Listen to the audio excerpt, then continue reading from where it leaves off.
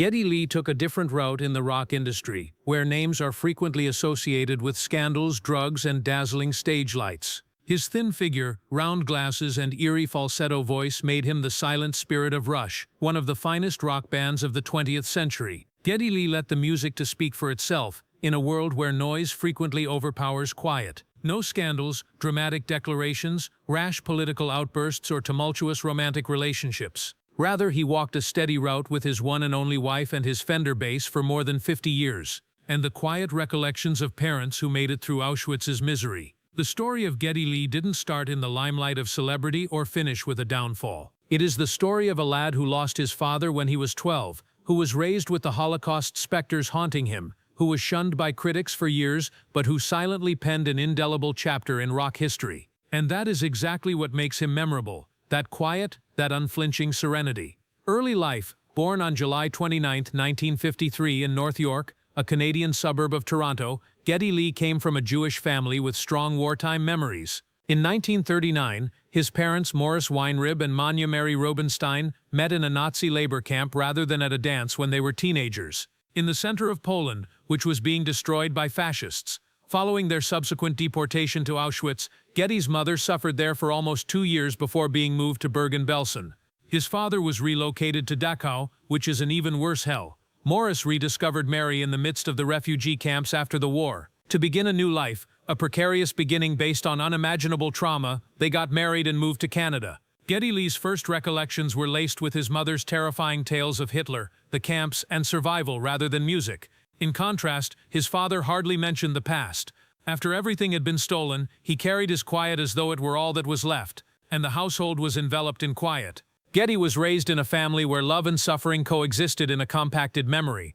Geddy never really healed from the death of his father, who passed away from illness when he was only 12 years old. His mother was left to raise the 3 kids by herself. Geddy decided to be alone and experiment with antique instruments after school, while other children played baseball or socialized. Music did not come as a passing fad. The only thing he could control, and the only way he could be by himself without being overcome by absence and recollection, was an escape. His mother's strong Polish accent always pronounced his real name, Gary, as Geddy, and that name remained with him throughout his life, serving as a continual reminder that no matter how far you go, the past is never far. Geddy wasn't an exceptional student at school. He found it difficult to fit in, detested team sports, and frequently felt as though he didn't belong. However, one day, he came across the bass guitar. It wasn't as loud as the drums or as showy as the lead guitar. It served as the basis for each song, and Geddy found himself in that subdued role. His mother was distraught when he chose to leave school to pursue music with the new band Rush. She merely wanted for her son to lead a secure existence after enduring war, grief, and widowhood. Geddy, however, had no desire for safety. Whether right or wrong, he intended to live his life honestly and according to his own terms. Years later, when Rush rose to fame, Mary was the one who proudly and unopposedly sat backstage at all of her son's performances. Because maybe she recognized something in Geddy's song. A survival. Not ostentatious, but ferociously resilient. Early career. Geddy Lee accepted an invitation from his close friend Alex Lifeson to join a struggling local band in 1968, when he was barely 15 years old. It had recently lost its bass player. Geddy accepted, almost without thinking, that this offer would lead to a voyage that would last a lifetime. The band was dubbed Rush. Rush's only possessions at the time were Led Zeppelin covers, a handful of Cream and Dreams. Their first performances were in coffee shops, high school auditoriums, and neighborhood dance halls in Toronto. They were unpaid, had no stage lighting, and hardly any audience members were paying attention. Geddy Lee, however, was unique. He performed as though he were in front of thousands of people, even when he was only playing for a few dozen. His high-pitched, piercing, and occasionally perplexing voice became his distinctive signature, and his bass became an extension of his body. Geddy created distinct melodic lines that blended with the intricate frameworks of progressive rock, whilst the majority of bassists of that era kept to straightforward rhythm-keeping, uncommon at the time. Geddy was still working part-time at a music store in 1974 when Rush recorded their self-titled debut album. Only 3,500 copies of Rush were made in the original printing, but they sold out fast after a Cleveland DJ played Working Man on the radio without warning. The audience mistook it for Black Sabbath. However, it was a Canadian band that was unknown, unrepresented, and devoid of gimmicks. A deal with Mercury Records resulted from that breakthrough, but Geddy's career was never simple. Throughout his early years, he had to simultaneously play bass, pedals, and even keyboards while singing. Because no one else could do it for him, he transformed concerts into technical feats, not for showmanship, but the press was unrelenting. Rush's music was rejected by critics as being too complex for radio, and his voice was ridiculed as a falsetto akin to a dog's scream in a swamp. Geddy, however, never answered. He remained the same. He allowed the music to speak for itself, as he had always chosen to do. With the release of 2112, a rebellious statement against creative control written in reaction to label pressure, the music really started to speak in 1976. "We are the priests of the temples of Syrinx," furious and uncompromising, Geddy cried in it using the same mocking voice. In addition to keeping Rush from breaking up, that record solidified Geddy's standing as one of the artists who defied market norms. Geddy Lee transformed from a high school dropout into Rush's creative force, not only because of his unique bass playing but also because of his unshakable spirit, which is resilient, modest, and never betrays who he really is. Professional achievement. Geddy Lee and Rush's colleagues did the exact opposite in 1976 when the record label requested that they reduce their songs in order to make them more commercially viable. Their concept album 211112, which features a 20-minute epic on side A, depicts a dystopian future in which a theocratic government forbids music. "We've taken care of everything," said Geddy in a sharp voice. It was more than just a market challenge. Whether it was artistic freedom or nothing at all, it was a statement of survival. A nearly two-decade golden era was ushered in by 211112, which surpassed all expectations, went platinum in Canada, and opened the door for Rush to climb well beyond their native country. Geddy Lee, who was formerly made fun of for having siren-like vocals, is now regarded as a pioneer of progressive rock, with a voice that is unique, bold, and hard to mistake for anybody else. A Farewell to Kings, Hemispheres, and Permanent Waves are among Rush's technically challenging and conceptually profound albums from the following years. However, it was Moving Pictures, 1981, that cemented their place as one of the finest rock bands in history. Geddy co-wrote the song Tom Sawyer, which went on to become a worldwide smash. Although its structure was intricate, it was catchy enough to win over the radio stations that had previously turned them down. By that point, Geddy Lee was performing like a multi-talented machine, simultaneously playing bass, singing and using foot pedals to activate keyboards. He hardly ever spoke to the audience or moved forward on stage, but every note he played supported Rush's whole sound. He did not have to be the center of attention. Everything was held together by his gravity. Rush became increasingly avant-garde as the years went by. Their use of synthesizers in the 1980s caused debate among ardent admirers. Geddy, however, was curious. He didn't play to win over anyone. He performed in order to push limits. At first, albums like Signals and Grace Under Pressure caused controversy, but in retrospect, they were viewed as courageous, progressive pieces. Even though Rush had a sizable and loyal following, American reviewers continued to ignore him. For decades, Rolling Stone declined to include them on its cover, citing Geddy's voice as being like a hound screaming down a drainpipe and their music as being too clinical. Rush, however, never retaliated. They never created headlines with shock value, courted the media, or hired image consultants. Oddly enough, such apathy enabled them to achieve more than anyone had anticipated. Rush had sold over 25 million albums in the United States by the early 1990s, garnered 24 gold and 14 platinum records, and held the third highest number of consecutive gold or platinum albums in rock history, just behind the Rolling Stones and the Beatles. In addition to being Rush's sonic leader throughout this time, Geddy Lee served as the band's anchor during each transition. Geddy was the one who connected the old with the new, striking a balance between emotion and technicality, when Neil Peart switched up his drumming and the band started using electronic sounds. Rush took a break in the late 1990s after over 2 decades of success, in part because Neil Peart's life was consumed by personal sorrow and in part because of tiredness. However, Geddy Lee continued to be a dominant force in the bass world even during Rush's silence. My Favorite Headache, his only solo album, was released in 2000. It was dramatic and very personal, presenting a Geddy Lee who could stand alone while maintaining the core of his individuality. After being disregarded for decades, Rush was ultimately admitted into the Rock and Roll Hall of Fame in 2013.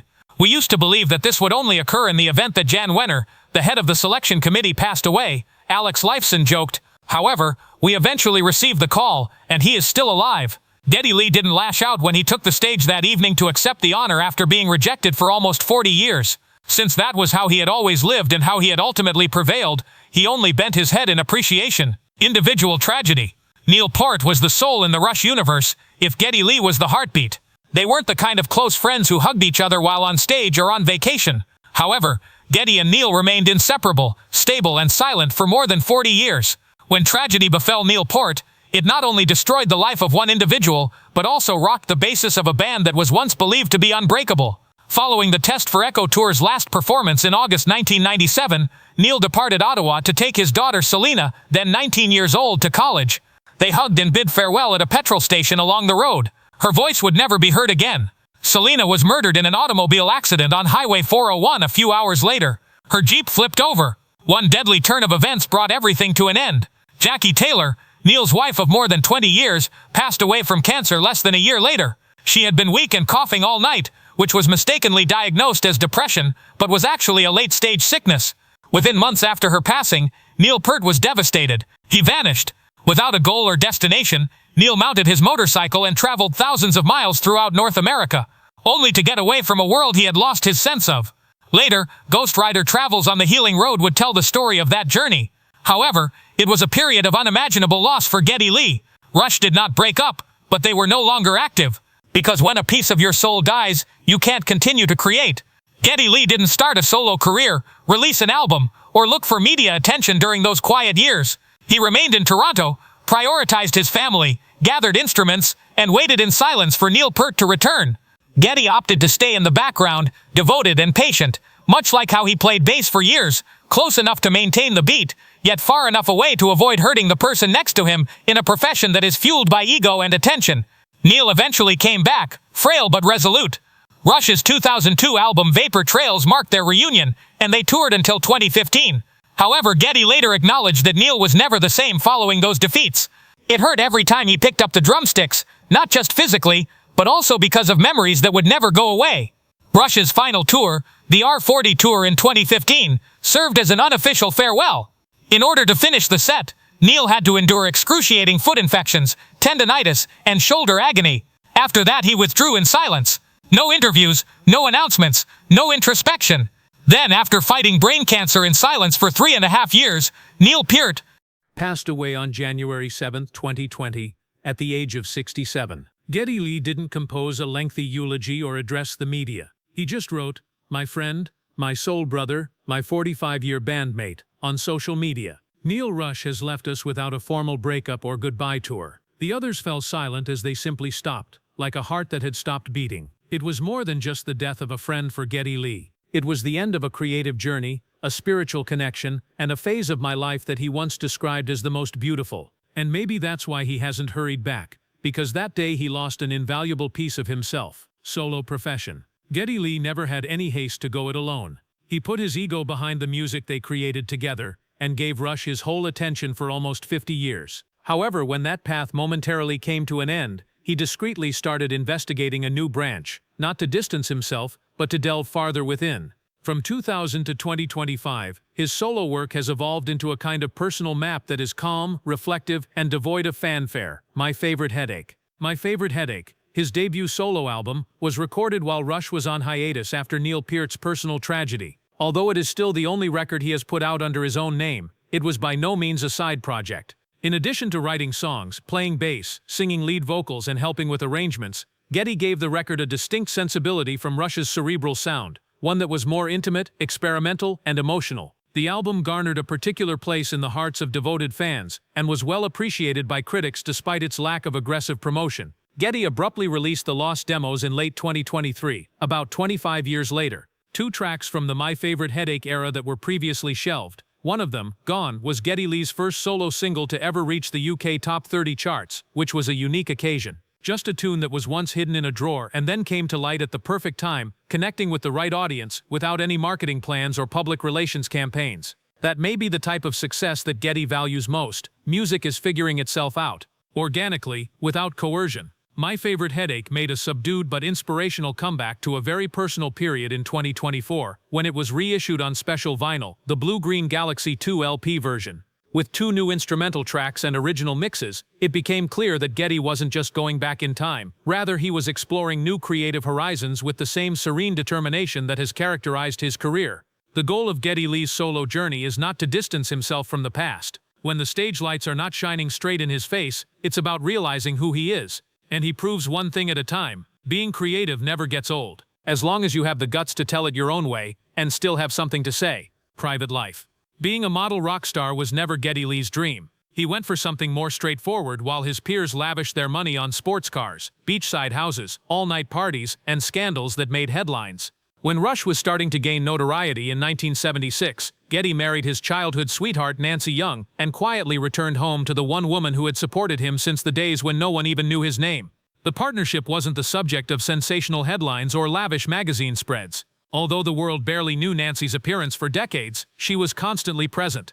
Backstage on tour, silently witnessing the guy she loved focus on his family and music. Julian and Kyla are the two children of Geddy and Nancy. He merely states, "I play music with my heart, but I live with responsibility," in the few interviews in which he discusses his personal life. He would go back to Toronto after each tour, drop his children off at school, go over music drafts, and avoid the spotlight.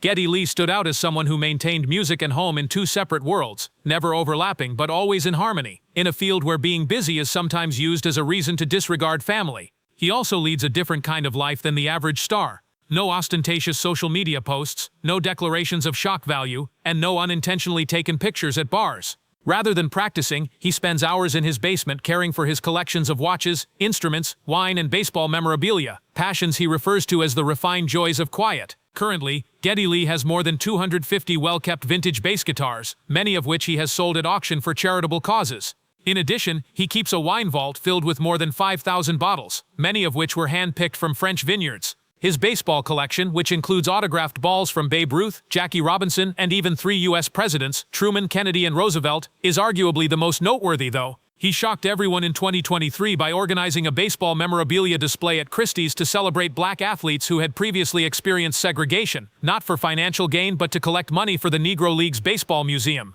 It was more than simply athletics. It was a silent link between legacy and thankfulness, between the past and the present. Regarding religion, Geddy Lee identifies as an agnostic Jew, which means that while he does not follow religious rites, he really cherishes his background, history, and feeling of community. He once stated, "I believe kindness, but I'm not sure what's waiting on the other side," when asked if he believed in an afterlife. Leaves a trace, whether it be toward people or music, and that's sufficient. Geddy Lee has had a very meaningful life without making any noise, much like he has navigated the turbulent rock industry for more than 50 years with unwavering resolve, silence, and direction, influence, and legacy. Some performers are known for their sold-out arenas, while others are remembered for a single hit song. However, Geddy Lee's legacy is not confined to a single instance. It is in the way that, over the course of more than 50 years, he redefined what it is to be an artist. Geddy Lee transformed the bassist position, which was previously thought of by many as mainly supporting, into an own art form. In addition to being the lead vocalist, keyboardist, and lifeblood of the stage, he composed songs, engaged with the drums, and guided the emotional flow. With talent, inventiveness, and calm resolve, Geddy elevated bass to the fore at a time when it was frequently overshadowed by guitars and computerized drumming. He is therefore seen as a role model by a great number of younger musicians.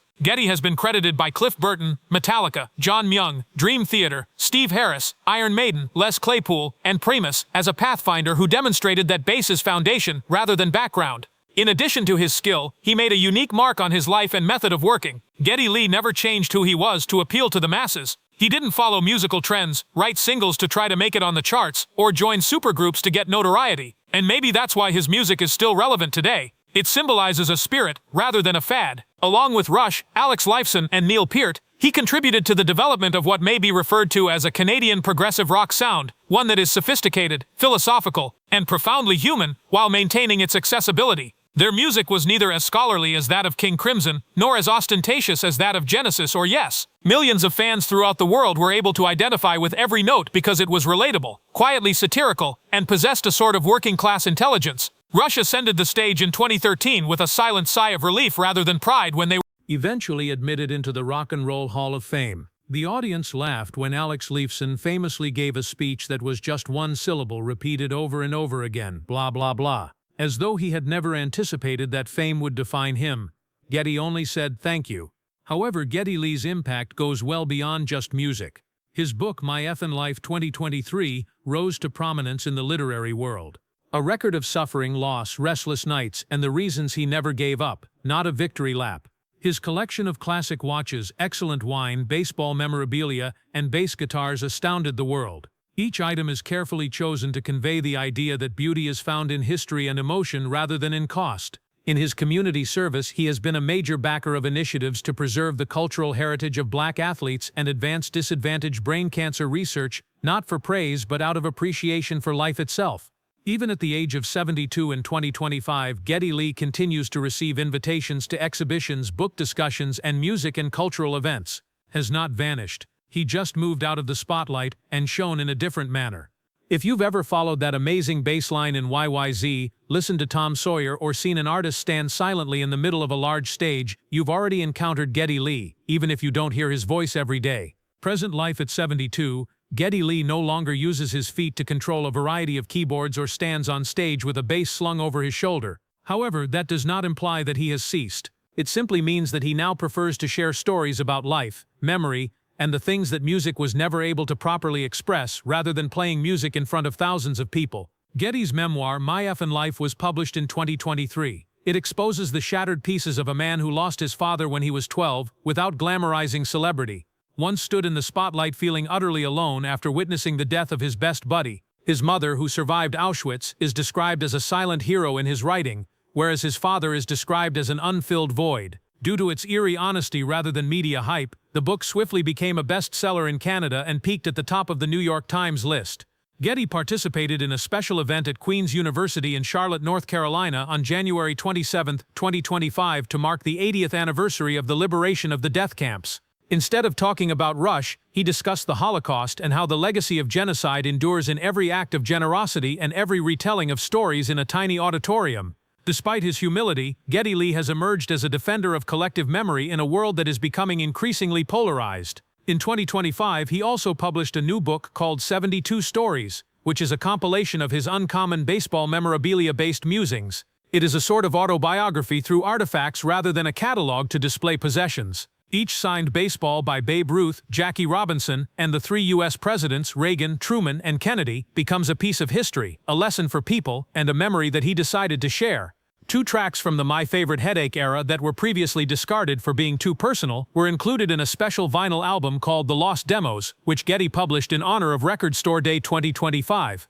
In Toronto, he hosted a signing ceremony while sporting the same recognizable smile and a basic button-down shirt. No gates, no fanfare, no bodyguards. "Do you plan to return to the stage?" a fan inquired. Geddy just said, "I don't think I need to anymore," with a smile. "I experienced it firsthand. I'm writing now." Geddy continues to reside in his historic home in Toronto's Rosedale area when he is not engaged in artistic pursuits. In addition to writing, reading sports news, and playing music with Alex Lifeson once a month, he spends time caring for his wine cellar, which has more than 5,000 bottles, simply to keep in mind that the music is still present. No records, no audience, just for themselves, their departed friend, and an enduring memory. Even without a stage, Geddy Lee's current existence is vibrant with rhythm. He isn't a rock star anymore. He tells stories, gathers history, and quietly preserves kindness, which he continues to spread. Being a legend was never Geddy Lee's goal. He didn't take the stage to make a statement. He became one of the most revered musicians, not only in rock, but also in the minds of people who still think that kindness, steadfastness, and calm dignity have a place in the world, since he didn't write novels to make noise or play music to win. From a youngster growing up in the shadow of the Holocaust and losing his father when he was 12, Rush became an artist who took him to the top of the world without ever losing who he was. Geddy Lee made the decision to lead a modest yet meaningful life. He incorporated heart into intricate music. Few ventured to talk of the memories he recounted in his volumes. And he left a relentless, silent, but unavoidable legacy with every modest deed, from funding brain cancer research to giving baseball memorabilia to museums. He never fit the mold of a conventional idol. However, you may already understand why Tom Sawyer, without preaching or yelling, continues to captivate an entire generation. If you have ever heard him echo in the night, watched a musician perform without having to look at the audience, or read a line from a memoir that caused you to pause silently, Geddy Lee never truly left the stage. Therefore, he doesn't need to go back there to be recognized. I appreciate you watching. I'll see you in the upcoming video. Farewell.